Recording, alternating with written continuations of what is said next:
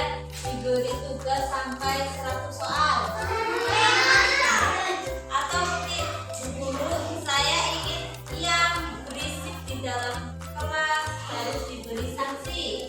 Atau mungkin guru, saya ingin kelas saya ingin kelas yang selalu bersih. Misal, guru, saya ingin punya taman di luar kelas. Boleh. Pokoknya begini, kita menyusun keyakinan yang menurut kalian itu baik, ya. Dan kalau keyakinan tersebut kita akan jadi kesepakatan bersama satu kelas, ya. Misalkan kita lihat kepengen kelasnya selalu bersih, atau mungkin sisanya guru, saya ingin kelasnya tidak gedung, tidak berisik, tidak ada yang berantem, ya. Atau mungkin si Diani mengatakan saya ingin kelasnya tertib, disiplin, tepat waktu, saat pelajaran masuk langsung masuk, atau yang lain-lain banyak sekali.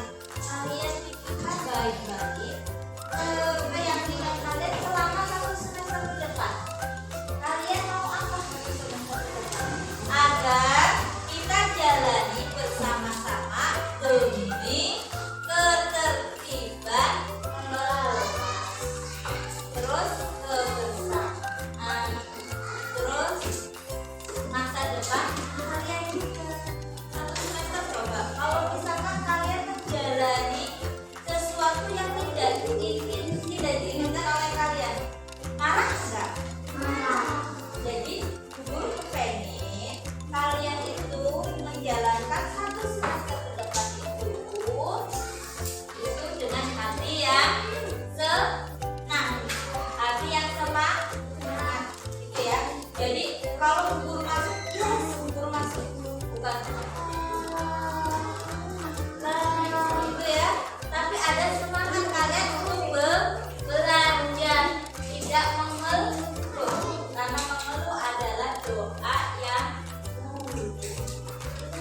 ya. Pokoknya kalian tuliskan dulu apa yang kalian inginkan, pembelajaran yang seperti apa, kelas yang bagaimana, dan situasi kelas yang seperti apa yang kalian inginkan. Tulis ya. Masing-masing satu anak boleh minimal 3, boleh 5, boleh 4. Tapi minimal 3 ya. Kalau bisa jangan diskusi sama ibunya, nanti kan bisa gagal. Jadi pikirkan keinginan kalian di sini, keyakinan kalian. Paham?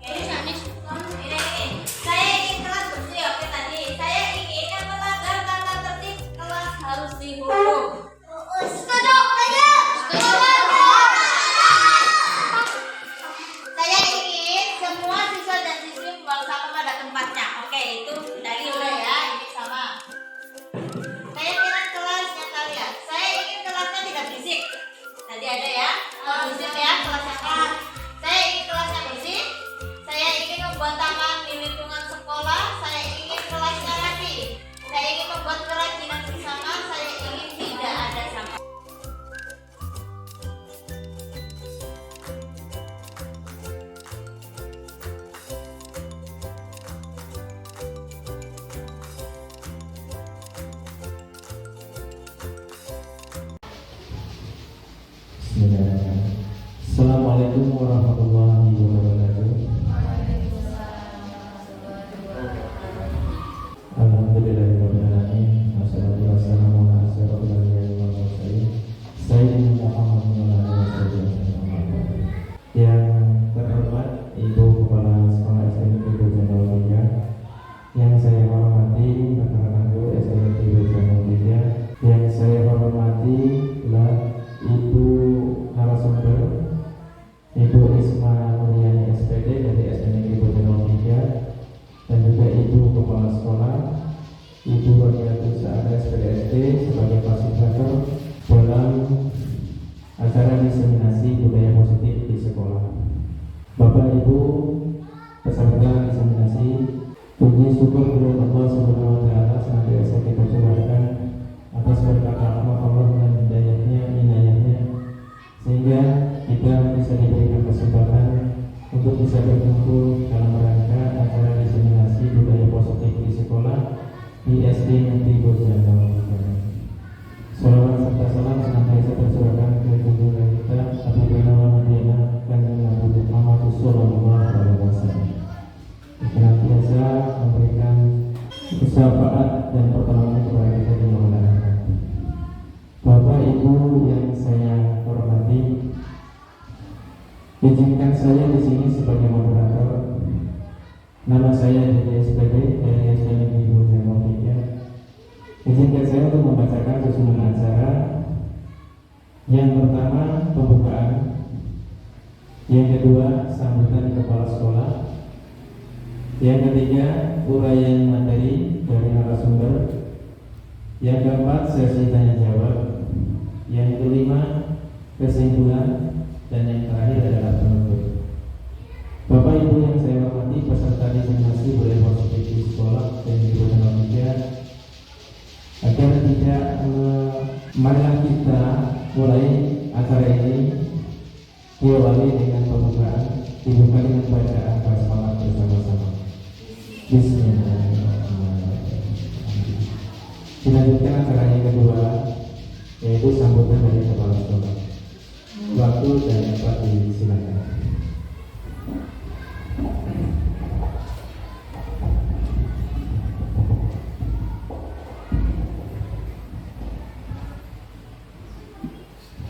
Assalamualaikum warahmatullahi wabarakatuh.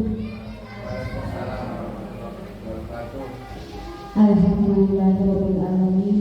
Wa bihi nasta'in wa ala umuri dunya wa ala alihi wa sahbihi ajma'in, amma ba'du. Rekan-rekan guru SD Negeri Bojong 03 yang kami hormati, puji syukur kepada Allah Subhanahu wa taala yang mana pada siang hari ini kita dapat berkumpul di ruang kelas 6 ini dalam keadaan sehat walafiat.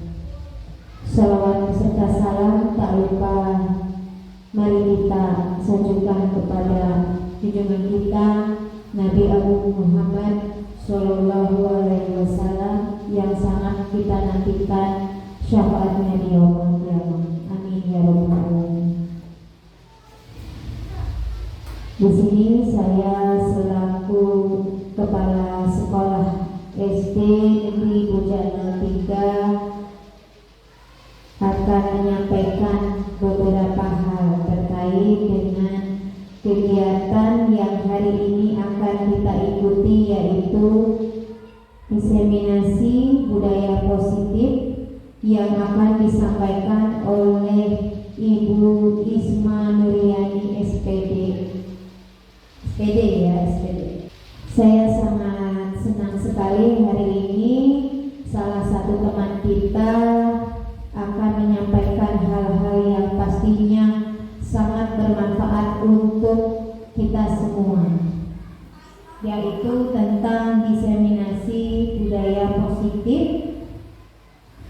Ini berkaitan dengan tugas dari pendidikan atau pelatihan yang sedang diikuti oleh Bu Isma, yaitu pendidikan guru penggerak, di mana salah satunya di sini ada tugas yang harus beliau selesaikan. Tentunya ini sangat membantu Bu Isma sendiri dan juga sangat bermanfaat untuk kita sebagai seorang pendidik, dan juga tentunya sangat bermanfaat nantinya untuk kemajuan SD kita.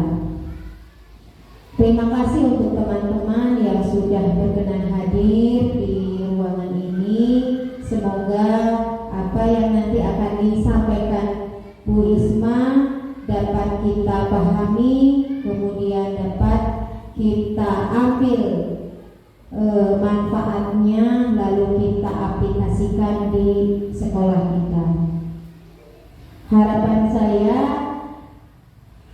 terhadap Bu Isma, apa yang sudah Bu Isma pahami dapat ditularkan kepada teman-teman yang lain.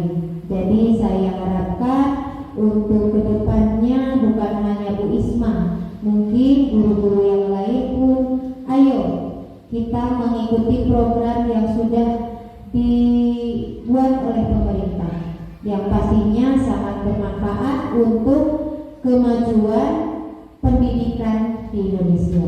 Dan saya berharap kegiatan ini dapat memberikan dampak positif untuk sekolah kita. Itu mungkin dari saya seperti itu. Mudah-mudahan acara hari ini berjalan dengan lancar, dapat kita ikuti sampai dengan selesai. Terima kasih. Kurang dan lebihnya saya mohon maaf. Billahi taufiq wal hidayah. Wassalamualaikum warahmatullahi wabarakatuh.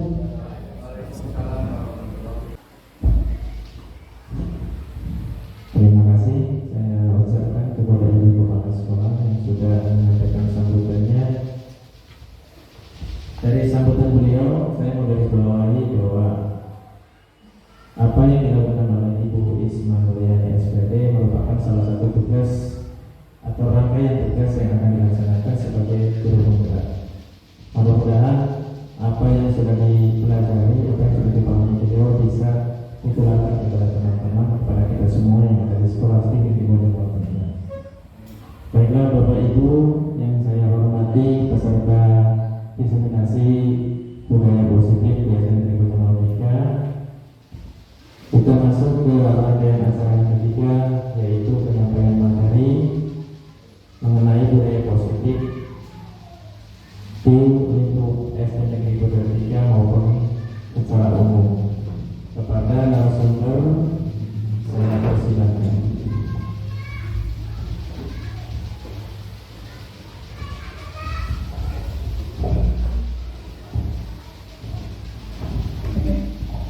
Bismillahirrahmanirrahim. Assalamualaikum warahmatullahi wabarakatuh. Alhamdulillahirabbil alamin.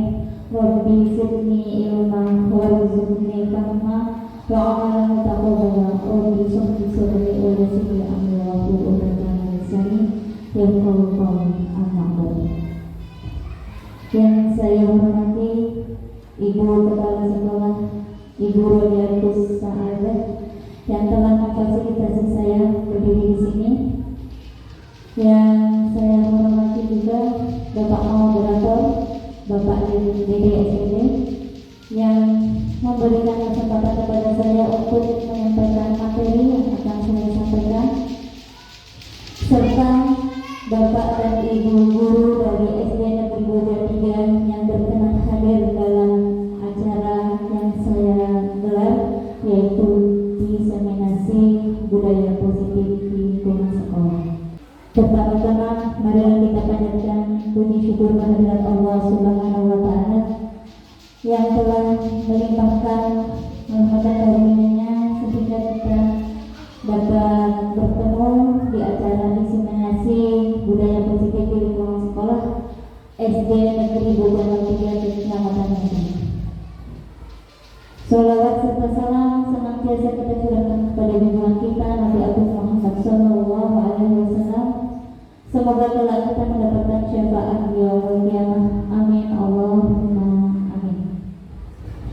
Dan saya tadi seperti apa yang sudah disampaikan oleh Ibu Kepala Sekolah, saya memang mengadakan acara diseminasi budaya positif ini dalam rangka untuk rangkaian tugas yang sedang saya laksanakan, yang sedang saya ikuti, yaitu pendidikan calon guru penggerak angkatan 7 tahun 2023 dari Kabupaten Cilacap.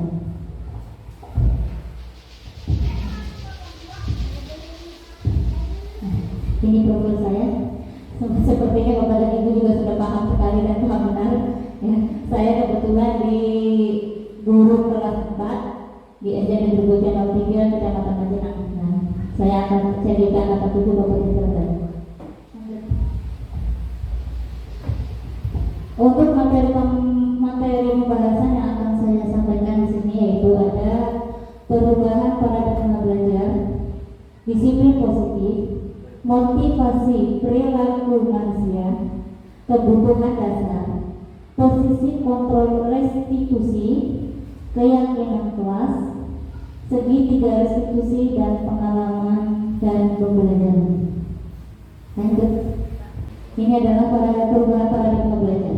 Seperti yang kita ketahui bersama, biasanya kita itu dalam pembelajaran hanya berpikir bahwa mungkin banyak sekali, masih banyak dan mungkin tentang pembelajaran yang katanya kurikulum merdeka itu meribetkan, menyusahkan, merepotkan dan yang lain sebagainya.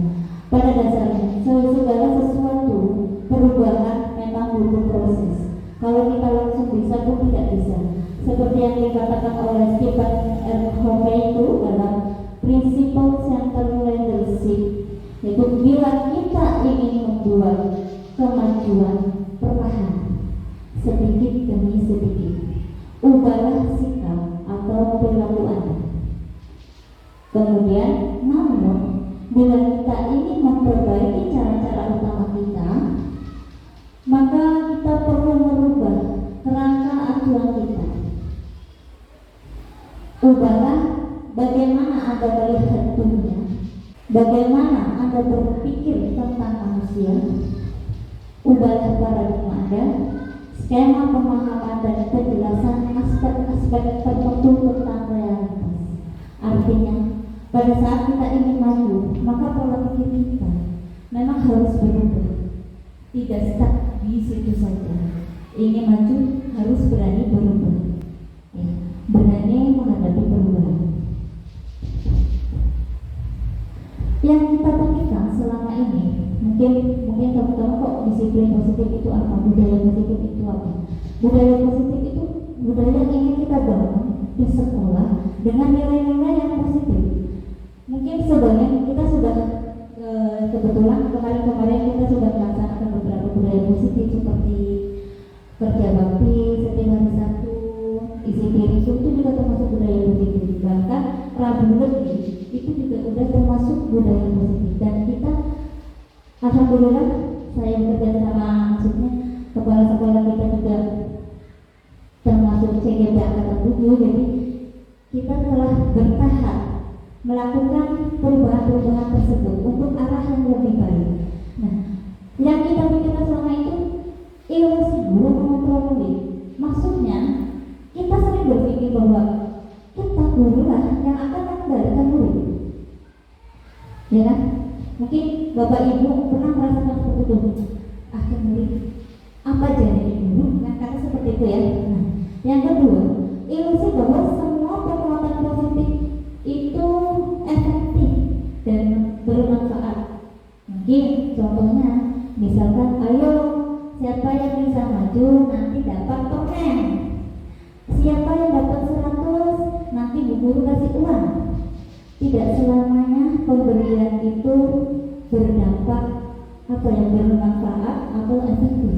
Mungkin dalam jangka pendek itu efektif dalam jangka pendek, tapi jangka panjang belum tentu, karena si anak nantinya akan merasa kalau nggak dikasih uang ya saya nggak mau belajar. Itu seperti itu. Ya. Yang ketiga, ilusi bahwa kritik membuat orang merasa bersalah dan melemahkan karakter. Contohnya ya, misalkan kamu itu apa ya, malas sekali belajar, coba sih banding sama si ini, itu kan belajarnya rajin begini. Itu jadi akhirnya si anak itu bukan yang malah aku semangat belajar, jadi malah malas nih. Ngapain gitu kan? Karena kita udah dikritik duluan, si anak udah dikritik. Itu harusnya jangan seperti itu. Kalau pada saat maju harus begitu. Nah, itu kritikan ternyata bukan menguatkan karakter, tapi malah bisa jadi membuat anak merasa tidak percaya diri. Dia mau maju tapi merasa takut salah, gitu ya. Yang keempat, ilusi bahwa orang dewasa memiliki hak untuk memaksa. Ini seringnya terjadi, Pak. Saya sendiri sebagai orang tua, mungkin Bapak dan Ibu juga sudah menjadi orang tua, merasa bahwa kamu harus pakai baju ini. Enggak mau, misalnya seperti itu. Kamu harus, karena nanti kita jangan lama-lama pulang. Bisa nanti seperti ini, gitu kan? Mungkin kita seperti itu. Nah, itu ternyata dampaknya negatif untuk anak. Melupakan belajar. Nah, ini adalah paradigma stimulus respon yang kepada pendekatan teori kontrol oleh Stephen R. Clark itu. Nah, yang sering kita butuhkan di stimulus respon itu realitas kebutuhan kita sama. Menurut kita semua kebutuhannya sama. Bu Ella kebutuhannya sama dengan Bu Maon. Dunia kebutuhannya sama dengan Bu Ella. Itu menurut kita bahwa semua kebutuhan kita itu sama. Ya, semua kebutuhan laki-laki sama, semua kebutuhan anak kelas 1 itu sama. Ternyata itu tidak. Kebutuhan setiap anak itu berbeda-beda. Kita sendiri pun mungkin bisa menyimpulkan seperti itu ya. Contohnya kan, ya saya kebutuhan saya berbeda dengan kebutuhan Bu Ella, kebutuhan Batis ya, atau kebutuhan saya sendiri itu berbeda. Nah, itu adalah kebutuhan. Kemudian semua orang itu melihat hal yang sama. Padahal semua orang melihat itu hal yang berbeda. Mungkin seperti anak-anak itu kayak ya seperti tadi dunia sudah menjalankan melihat gambar itu, dunia menganggapnya itu sama, itu dunia itu. Tapi kan ada yang berpikir itu bukan, ada lagi yang berpikir yang lain gitu. Jadi kita punya pemikiran berbeda dari yang belum Bapak. Sahabat Pak Moderator. Yang ini kita mencoba mengubah agar berpandangan sama dengan kita. Nah, biasanya kita supaya kamu pendapat saya setuju dengan hal ini, kamu harus sama setuju, kamu juga harus sama itu ya. Biasanya kita berpikir seperti itu, padahal semua perilaku memiliki tujuan yang berbeda. Kita berusaha memahami pandangan orang lain tentang dunia. Jadi kita harus menghargai pendapat orang lain. Tidak boleh memaksakan pendapat orang lain. Perilaku buruk sebagai suatu kesalahan. Nah, semua perilaku itu pasti memiliki tujuan.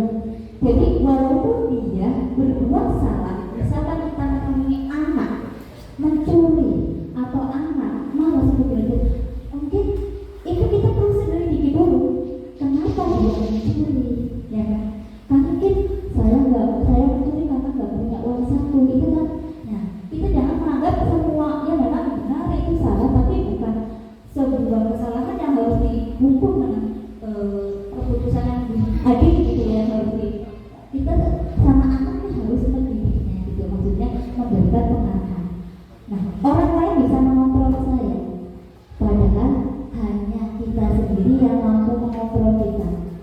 Ya, maksudnya gini, kalau si anak itu, ada contohnya seperti ini ya, nih, kita punya genggam tangan ya, ditutup. Misal, dunia menyimpan sesuatu di tangannya, ya, dunia ya. Kemudian, Pak Dede mau buka. Padahal menurut dunia itu penting sekali. Bisa nggak dibuka? Boleh nggak dibuka? Nggak mau. Bilangin sama Pak Dede dibuka, tetap nggak mau. Saking kenceng-kencengnya gitu, ya kan? Nah, tapi kalau misalkan Pak Dede itu butuh dengan apa yang digambar tangannya dunia itu, dan dunia tahu, oh iya Pak Dede butuh ini, berarti saya harus ngasih buka.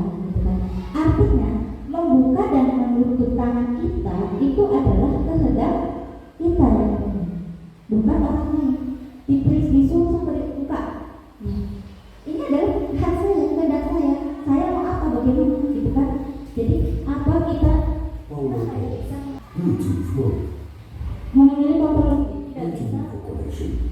tidak bisa memaksakan kehendak pada orang lain atau berubah dengan.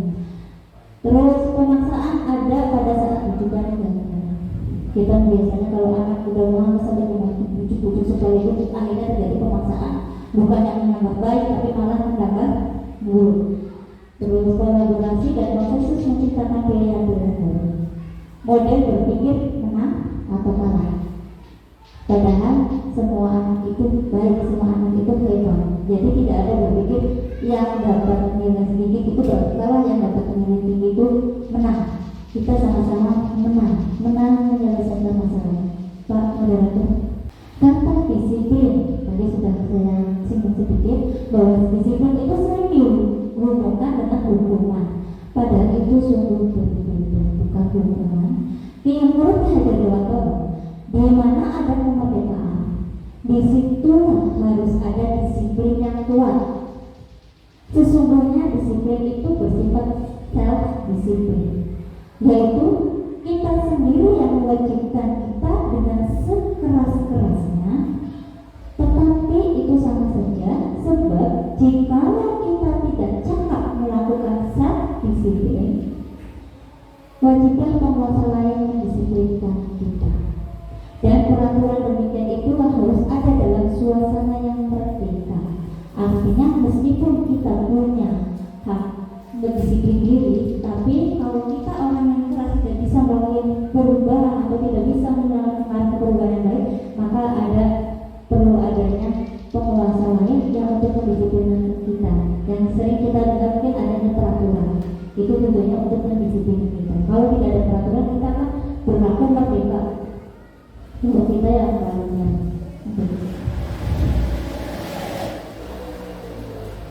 Ya, disiplin itu yaitu sesuatu yang dilakukan seseorang pada orang lain untuk mendapatkan kebutuhan. Disiplin membuat orang menggali diri menuju sebuah tujuan. Bagaimana kita bersikap, mengapa kita melakukan segala sesuatu. Apakah kita melakukan sesuatu karena adanya dorongan dari lingkungan atau orang lain? Atau mungkin pernahkah Anda melakukan sesuatu untuk mendapatkan sebuah pujian atau imbalan? Ya, ini kita koreksi pada diri kita sendiri. Coba kita renungkan pertanyaan-pertanyaan ini. Sebagai pendidik, tujuan kita adalah menciptakan anak-anak yang memiliki disiplin diri, sehingga mereka bisa berperilaku dengan mengacu pada nilai-nilai kebajikan universal dan memiliki motivasi intrinsik, bukan ekstrinsik.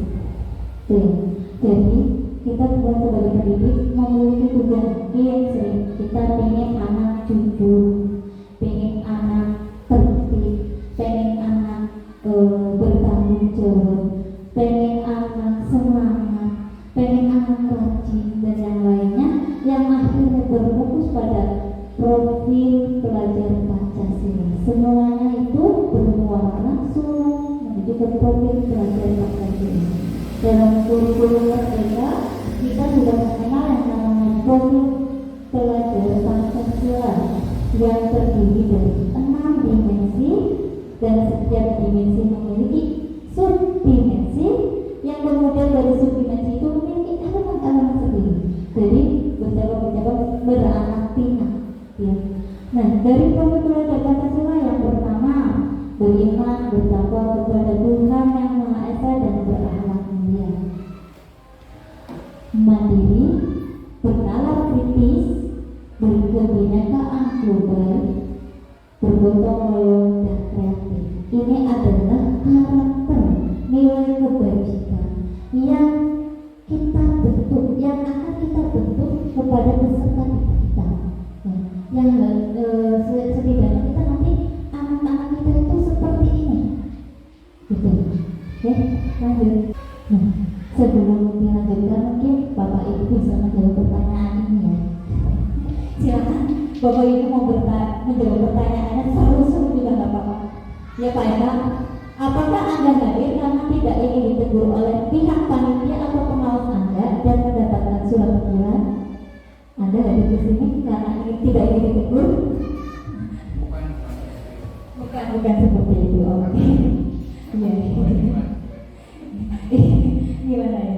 Oke, Bu Ella, apakah Anda ingin dilihat dan dipuji oleh lingkungan Anda untuk mendapat penghargaan atau sebagai apa ya, penghargaan atau dari kepala sekolah? Ini pertanyaan Ibu ya. Sebagai kepala sekolah yang berprestasi, Ibu. Tidak juga katanya. Oke, coba yang ketiga.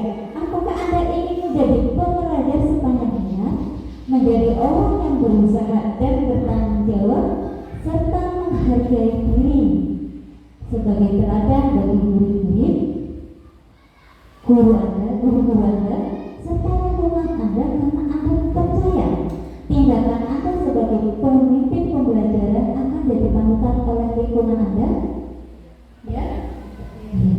Coba kita lihat apa jawaban Anda itu. Yang lanjut Pak. Nah, karena motivasi yang paling kuat. Nah, ternyata di sini ada 3 motivasi perilaku. Perilaku bukan hanya pada diri kita, diri anak pun ada. Semua ini memang dari manusia itu ada yang tidak menurut gaya dosen. Yang satu, menghindari ketidaknyamanan atau hukuman. Kayak yang pertanyaan pertama tadi Pak Eka kata enggak, saya habis itu bukan untuk karena takut itu dua atau berat gitu ya. Nah, itu adalah menghindari ketidaknyamanan atau hukuman. Yang kedua, untuk mendapatkan imbalan atau penghargaan dari orang lain. Tadi yang kita lihat kepala sekolah, ya, bahwa ingin dipuji. Apakah ini dipuji? Nah, itu bagaimana? Pengen dapat reward, pengen dapat kita, pengen dapat uang. Yang ketiga, untuk menjadi orang yang mereka inginkan dan menghargai diri sendiri. Nah, ini ada tiga tapi tergolong jadi 2 macam. Ekstrinsik dan intrinsik. Manakah yang baik bagi kita? Ayo, menurut Anda mana yang baik? Ekstrinsik atau intrinsik? Dua-duanya. Intrinsik ya, jadi muncul dari diri.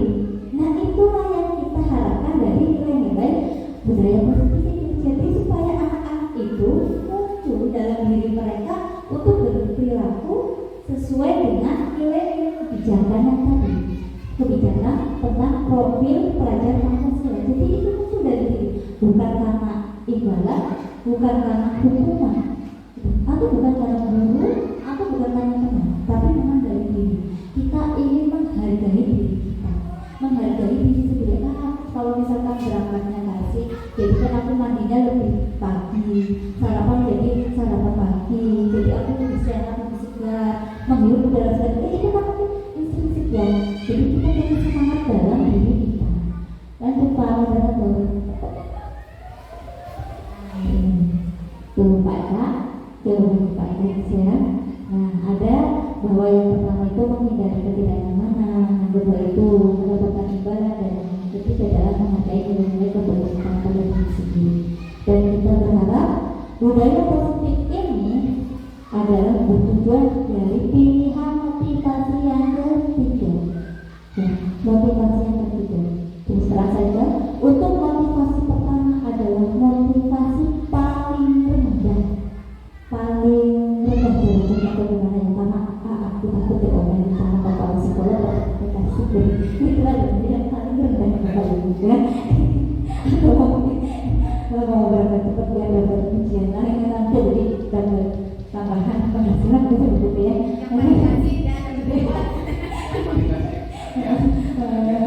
Barangkali itu ternyata yang paling rendah dan yang paling diharapkan oleh pendidikan budaya positif itu adalah yang ketiga, muncul dari dalam diri kita. Lanjut Pak. Setiap manusia itu pasti punya kebutuhan dasar. Dan kebutuhan dasar manusia itu ada 5 di sini. Yang pertama, kebutuhan bertahan hidup. Yang kedua, kasih sayang dan rasa yang diterima. Yang ketiga, penguasaan atau kekuasaan. Yang keempat, kebebasan, dan yang terakhir kesenangan. Kita harus tahu contohnya ya, kebutuhan dasar hidup itu seperti apa? Kebutuhan yang memang kita perlu, kebutuhan makan, Ya, kebutuhan makan itu adalah terus kebutuhan ya seragam, tempat tinggal itu adalah kebutuhan dasar kita. Ya, yang kedua kasih sayang dan rasa ingin berterima. Butuh dong kasih sayangnya nggak boleh. Ya dong. Kalau ayahnya nggak pulang-pulang aja pengen cepet pulang. Ya, kebutuhan kasih sayang dan rasa ingin diterima. Rasa ingin diterima itu karena kita datang ke suatu tempat, misalnya rumah on yang baru nikah ini ya, datang ke rumah mertua pengen diterima atau ditolak? Diterima kan ya? Tentu pengen diterima karena memang itu adalah sebuah kebutuhan. Diterima di lingkungan yang baru, diterima di lingkungan mana saja. Termasuk saya sendiri pun kepengen diterima, walaupun saya orang terdekat pengen diterima di Cilacap gitu ya. Yang ketiga adalah perasaan atau perasaan. Kita punya kebutuhan dasar itu untuk connecting. Kita punya kebutuhan dasar ingin dilakukan itu adalah salah satu dari perasaan. Ya, jadi memang tidak kiri ya, istilahnya jalan diri kita itu kadang kalau kita bermusyawarah dan diskusi, kepengennya ya pendapat saya yang diterima, gitu kan? Nah, itu adalah kebutuhan kekuasaan. Yang ketiga adalah kebebasan. Tentu semua orang ingin merdeka. Dari awal dari juga kita ingin merdeka ya.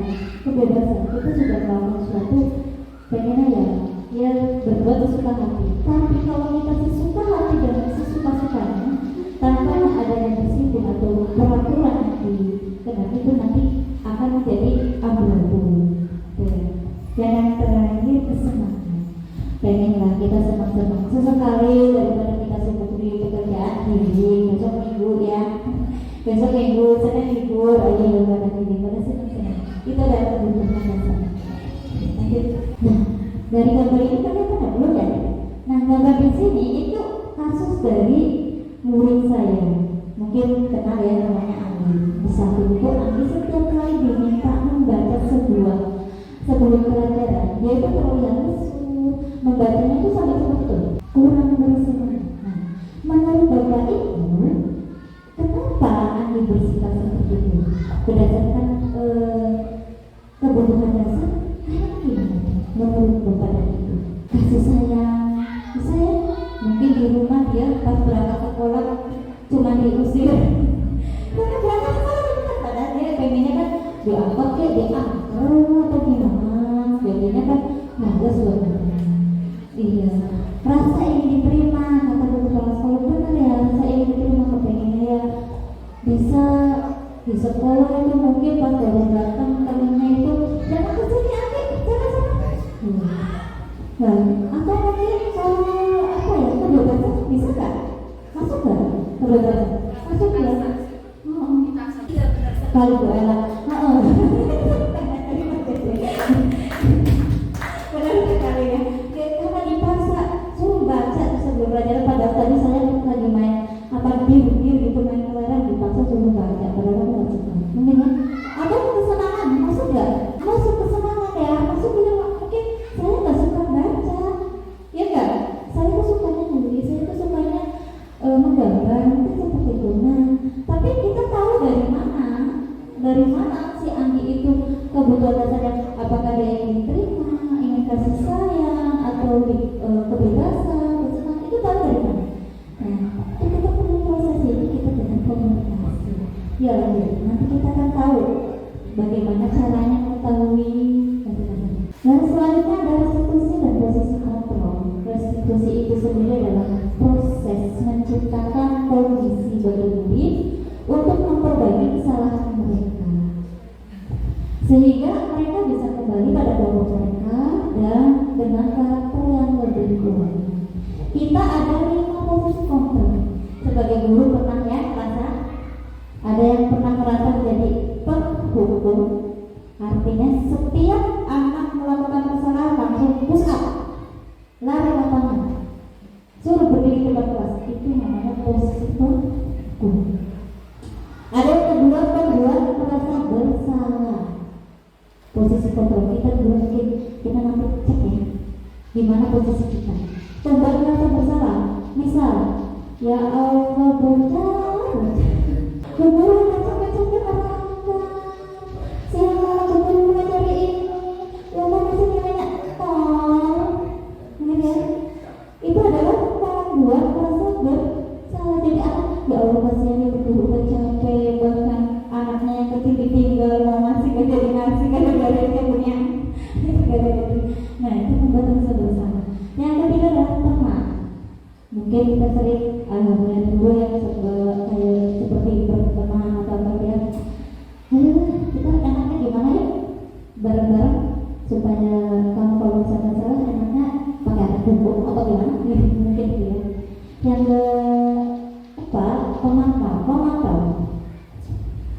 Lebih menambah itu lebih ke bagaimana kamu udah belajar dulu, gimana. Jadi kalau nadanya suaranya dasar dan bahasa tubuhnya itu kamu mungkin hampir mirip-mirip sama, tapi kalau yang teman itu lebih ke apa ya, bahasa tubuhnya itu lebih merapat ya, lebih akrab. Kalau yang pemakai itu lebih ke formal, jadi ada jeda antara itu dulu dan itu. Tapi kalau misalnya teman itu lebih akrab gitu. Dan yang terakhir yaitu manajer. Manajer itu dengan ada suara tulus, bahasa tubuh yang mampu dan mendekat ke murid. Manajer itu yang nantinya yang kita harapkan itu ini adalah manajer, posisi kedua kita. Ya, coba kita cek dari ciri-cirinya. Sini ada ciri-ciri. Nah, ada identitas yang gagal atau perilaku kontrol yang negatif, yaitu kita sebagai pendukung dan pembuat merasa bersalah. Itu adalah identitas yang gagal, sangat gagal sebetulnya. Karena apa? Di situ akan berdampak bahwa murid akan mengulangi kesalahan. Karena pembukung itu merasa kesel dan mungkin bisa menjadi dendam. Anak itu kan seperti bisa jadi dendam, sering disuruh awas kembali banyak komunikasi. Bukan mungkin seperti itu. Mungkin anak-anak SD sudah seperti itu, tapi anak-anak SMP SMA sudah mulai seperti itu. Terus kalau yang membuat merasa bersalah, yang terjadi pada anak adalah anak merasa rendah hati, merasa gagal. Aku jadinya gak enak sama guru, kasihan aku seperti itu, aku jadi sedih gitu ya. Nah, kalau yang ini itu gagal, lebih baik kita menjadi posisi pendukung dan berbuat merasa bersalah. Kita cari alternatif yang lain. Ada yang pertama kedua itu ya, perilaku kontrol positif. Identitas yang berhasil dan sukses itu ada tiga. Tapi yang berperilaku kontrol positif adalah sebagai teman dan sebagai penonton. Karena di sini si murid akan merasa mungkin kalau dampaknya kalau kurang ya tergantung, tidak mandiri dan tidak bisa memutuskan. Artinya anak mungkin tidak akan merasa marah, tidak akan tegang, tapi dia akan merasa kalau apa-apa turun. Akunya ini begitu gitu ya. Mungkin seperti itu kalau misalkan anak. Dan kalau untuk pemantau menitik beratkan pada dampak yang pada diri sendiri. Akan tetapi kalau yang untuk kontrol diri tadi saya sudah menanyakan ya, penjelasan itu Bapak Ibu itu lebih memilih motivasi S apa in, ya kan? Ternyata in, mereka in itu berarti kita berposisi sebagai manajer, kontrol diri. Artinya kita membangun si murid untuk menciptakan bahwa dia itu menyadari kesalahannya sendiri, terus menyadari bagaimana cara memperbaiki atau mungkin mengambil sikap keputusan itu. Gitu ya. Lanjutkan. Nah, bagaimana menciptakan kontrol diri tersebut? Ya, mungkin teman-teman kalau Bapak dan Ibu itu kontrol diri itu tentu dari diri sendiri, itu bagaimana caranya? Kalau kita penerapannya di dalam kelas gitu ya, dari segi bagaimana caranya supaya anak-anak itu bisa mengeluarkan ide, bisa mengeluarkan. Nah, ini terbentuk dari keyakinan kelas. Kita setiap kali satu semester awal atau mungkin pertama kali masuk, alangkah baiknya kita membuat keyakinan kelas. Artinya keyakinan yang nantinya kita seperti itu bersama anak-anak, sehingga anak-anak merasa oh iya ya, itu adalah keinginan saya untuk itu menulis keyakinan kelasnya. Di sini maaf Pak Moderator, keyakinan kelas adalah sesuatu yang diyakini bersama yang berasal dari penyatuan pikiran untuk menjadi nilai kebajikan yang diturunkan di kelas. Keyakinan akan motivasi diri dan dalam, karena mereka yang membuat sendiri, mereka yang ingin sendiri, sehingga itu adalah untuk motivasi intrinsik. Dan seseorang akan lebih tergerak jika memang muncul dari diri sendiri daripada dari keputusan atau orang lain atau eksternal. Ini yang saya lakukan pada saat menyusun keyakinan.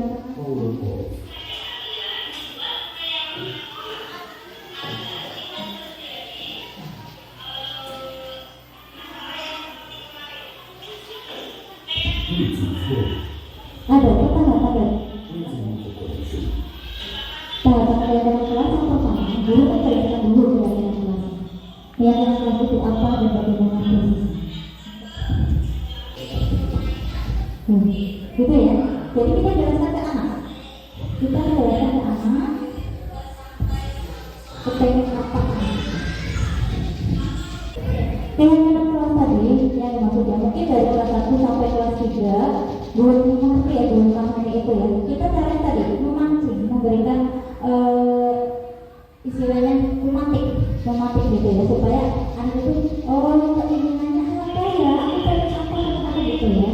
Itu untuk kelas rendah. Kalau kelas 4, 5, 6 itu sudah mulai ada cara berpikir ke depannya, tapi tetap saja karena hal yang baru mungkin kita tetap harus memberikan pengarahan ya, karena memang ini adalah hal yang baru. Saya pun baru melaksanakan ini dan ternyata memang betul bagus, dampaknya untuk alhamdulillah sesuai.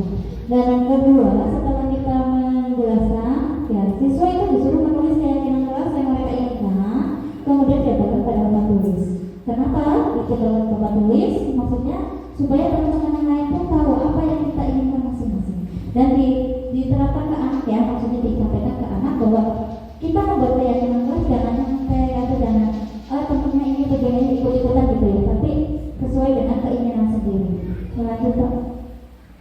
Kemudian setelah ditempel tadi, siswa dan guru itu memberikan apa ya?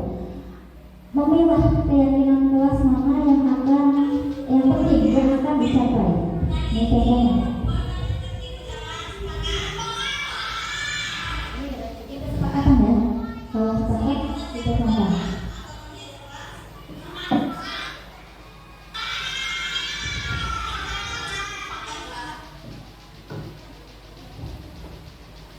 Loading ya. Loading. Jadi kita tanyakan, ada yang sepakat dan ada yang tidak sepakat. Jadi ternyata anak-anak itu macam-macam permintaannya. Ada yang realistis dan ada yang tidak realistis. Itu adalah anak-anak, dunia anak-anak. Jadi kita hargai pendapat mereka, bukan berarti kamu ngaco, kamu mintanya seperti ini, jangan seperti itu. Tapi kita arahkan lagi ya, keyakinan-keyakinan yang mereka pilih, dan kita sepakati pilih-pilih yang penting. Lanjut Pak. Nah, setelah kita melaksanakan memilih dan menyepakati bersama dengan anak-anak, yang ketiga yaitu mengecek dan menyepakati keyakinan kelas dalam kalimat positif. Misalkan jangan buang sampah sembarangan, itu kan negatif, jangan membuang sampah sembarangan, jangan memberantakin kelas, jangan kotori kelas. Kita untuk menjaga kebersihan kelas ya. Jadi itu menjadi kalimat positif supaya anak-anak itu punya tanggung jawab, ya saya harus menjaga kebersihan kelas.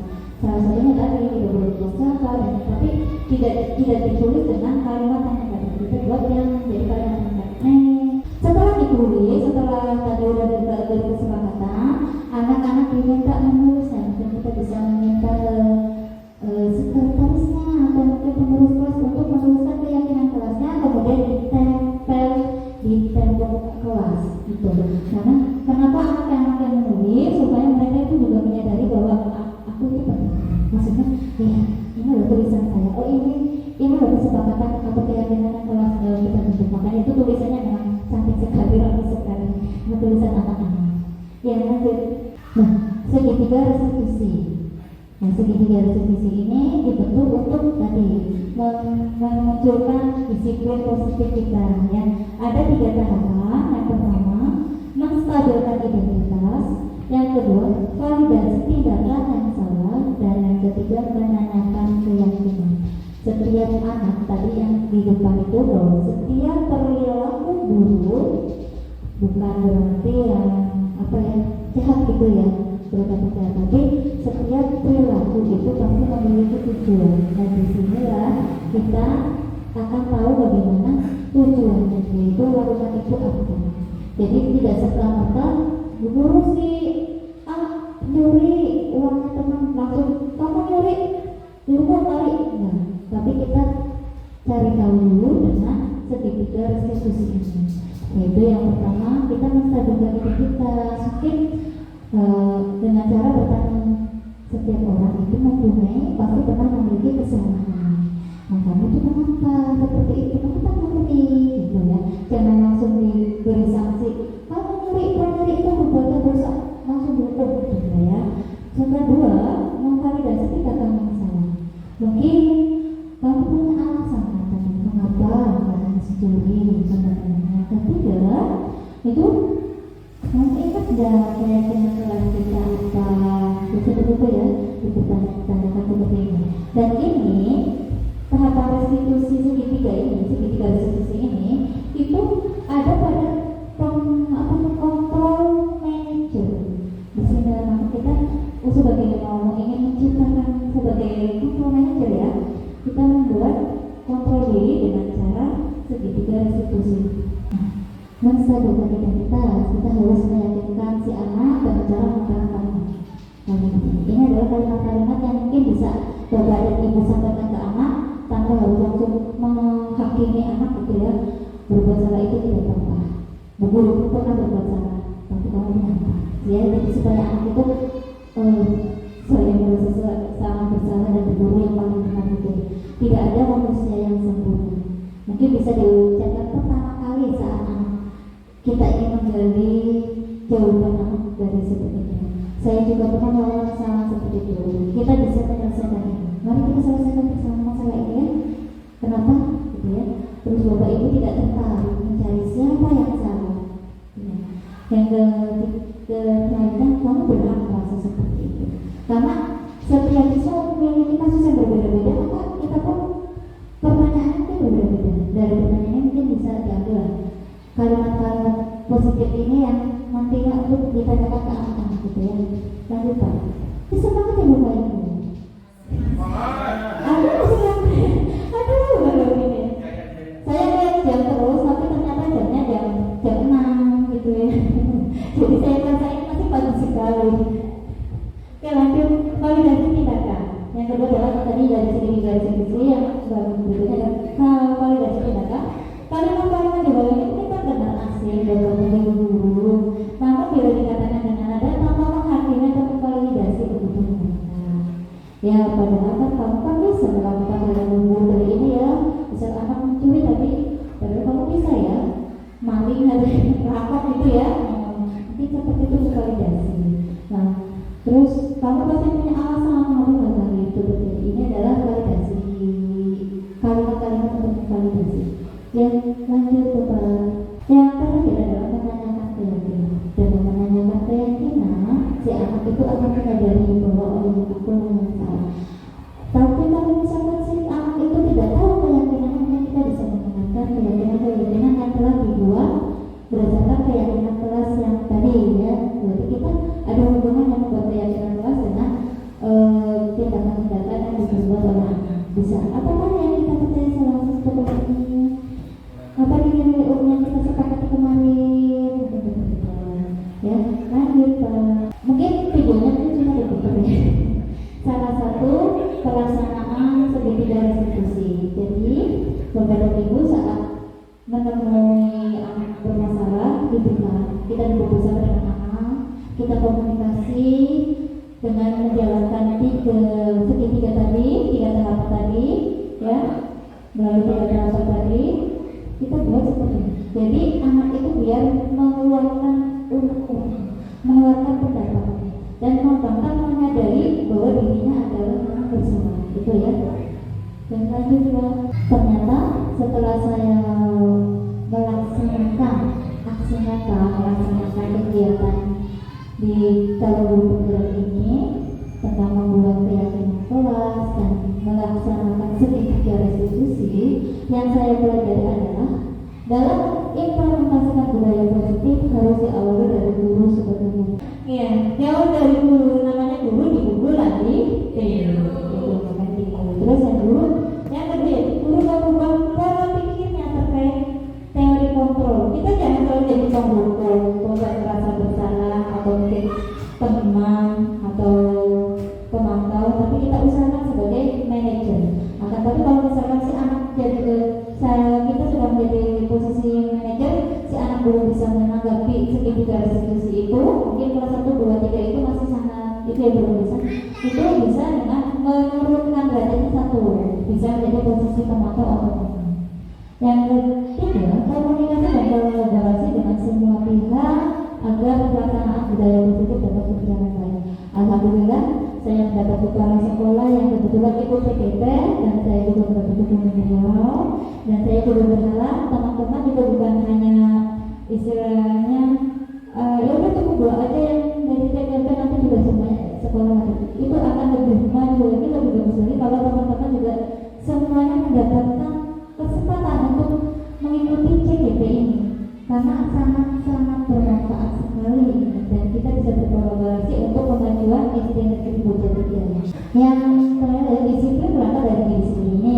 Tadi kita mulai dari intrinsik ya, mulai dari diri untuk melakukan berusaha. Dan yang terakhir adalah penanganan masalah murid, kita mengedepankan perbaikan, bukan pembukuan.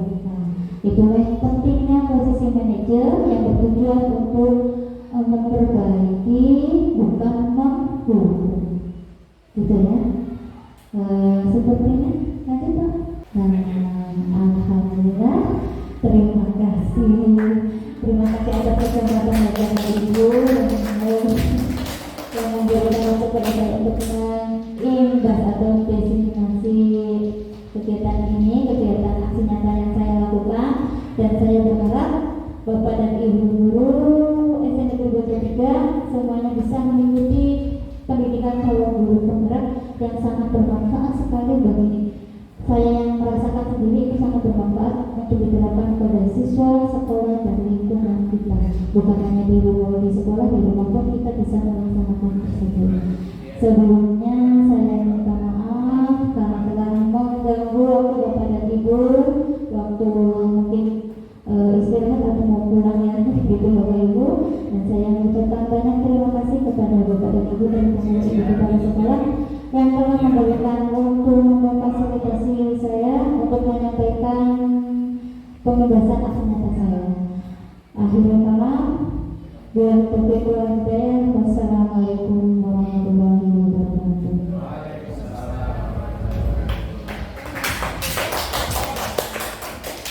Berbagai pengalaman yang didapat selama mengikuti pendidikan guru penggerak.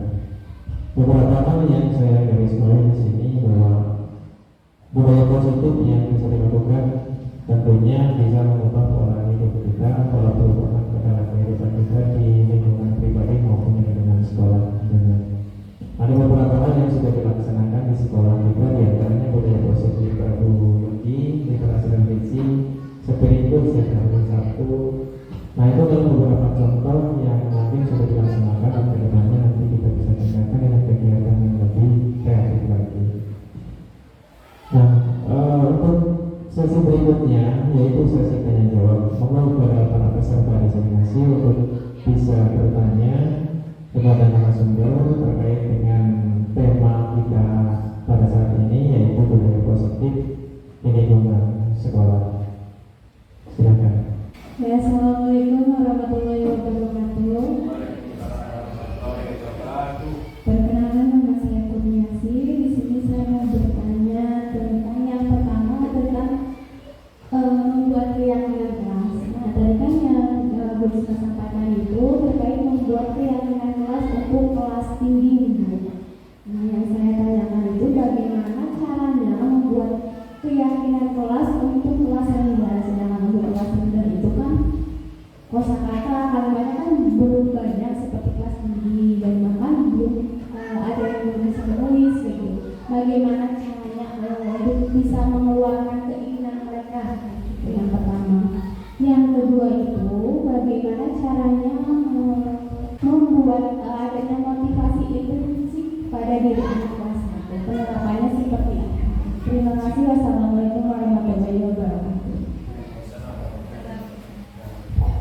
Waalaikumsalam warahmatullahi wabarakatuh. Terima kasih kepada Bu Kurniasi yang telah memberikan pertanyaan. Katanya satu tapi ternyata dua ya. Yang pertama, bagaimana cara membuat keyakinan kelas untuk kelas rendah, terutama kelas 1, karena kelas 1 itu kan belum bisa mengolah kata gitu ya. Ini kosakata, baca aja belum lancar.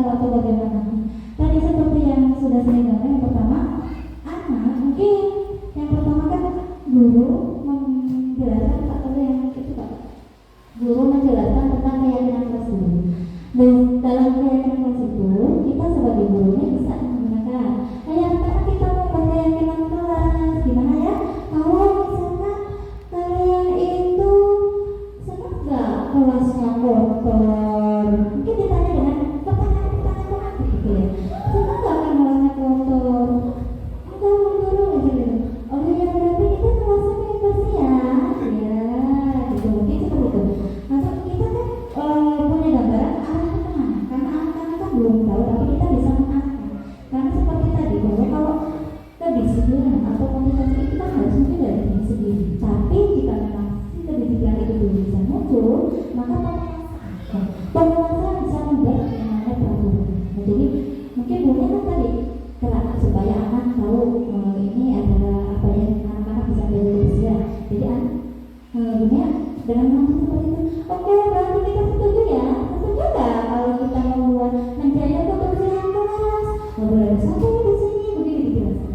Karena anak kelas rendah itu masih dikit itu ya, ayo ya guru tulis, ya ditulis sama gurunya, karena kalau satu memang laptop harus tulis sendiri, ya ditulis sendiri kalau gurunya kita menjaga kebersihan kelas, oke. Nanti guru katanya kalian kalau misalkan si A lagi nulis, si B gangguin, berisik, itu terganggu nggak? Misalkan kayak gitu ya, mungkin kita tanya-tanya seperti itu, anak diberi pertanyaan yang ringan, cuma tidak ringan. Jadi nanti dunia akan mengarahkan arah kemana, istilahnya validasi, jadi supaya anak itu bisa jalan gitu ya. Bisa dipahami. Yang kedua, bagaimana menjaga motivasi intrinsik pada anak-anak? Oke, mungkin kalau biasanya pernah nggak dengar istilah ini, terpaksa nanti jadi terbiasa akhirnya muncul. Nah meski dari kita kan anak-anak kelas ini kan nggak tahu. Jadi bukannya kita maksa ya, tapi kita misalkan ya karena kita jangan buang sampahnya di situ ya, ayo diambil sampahnya, kalau buang sampah diambil situ kalau gitu. Itu kan sedikit memaksa ya. Tapi kalau anak yang sudah menyadari motivasi, kelas aku biar bersih jadi jangan makan silakan. Itu kan seperti itu. Tapi kalau kelas rendah, mungkin kan kita bisa apa ya, bukan yang memaksa tapi lebih ke main gitu ya. Nah itu kan betul. Coba, nanti pengen bersih kan kelasnya, pengen dulu, terus itu tetap kemana? Oke, udah kan kalau pengen belajar kita bisa memberikan motivasi pada diri kita. Oh guru itu apa ya, guru bisa jadi guru, padahal guru dulunya cuma ini loh, cuma tapi sedikit dulu. Kenapa? Guru yang bisa belajar mungkin dengan profesi kita mendongeng ya. Jadi kalau kita guru itu kan sangat memanfaatkan kita dengan memberikan contoh dengan dongeng kecil supaya anak itu termotivasi. Ya aku sudah bagaimana kayak si positif gitu, atau mungkin yang lain. Kalau kita boleh memberikan ceritakan hal-hal yang positif, ya nanti anak-anak akan muncul pada diri.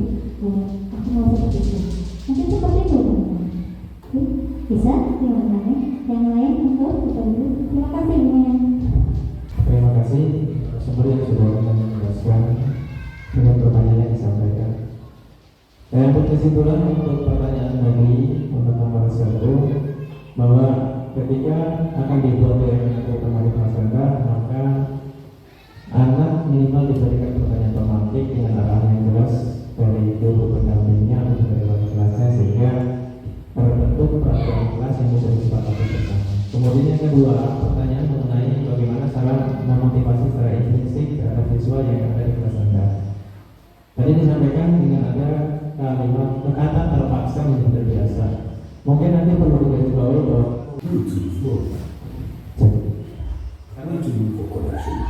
kata terpaksa mungkin dirubah menjadi kata mengingatkan. Dalam hal ini guru di kelas rendah senantiasa memberikan atau mencontoh kebiasaan baik sehingga nanti itu akan ditiru oleh siswanya. Seperti halnya guru itu sebagai teladan guru dan guru. Demikian yang